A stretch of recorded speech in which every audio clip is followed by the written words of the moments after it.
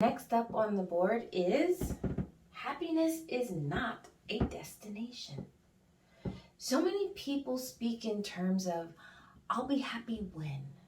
I'll be happy when this happens. I'll be happy when I get here, I do that, I accomplish whatever. And what I've always noticed is, even when they get there, they're still not happy. Because happiness isn't a destination. Happiness is something you choose and you create for yourself every single day.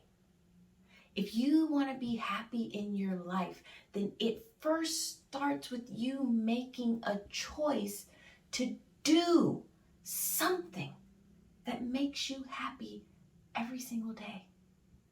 Whether that something is just enjoying your cup of coffee, whether it is having your favorite meal, taking a walk, listening to the birds outside, playing with your dog, it doesn't matter what it is. It's just knowing that happiness starts with a choice.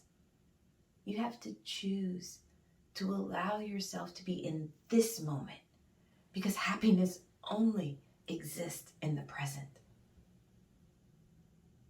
So be in this moment and choose to be happy and choose to create your own happiness.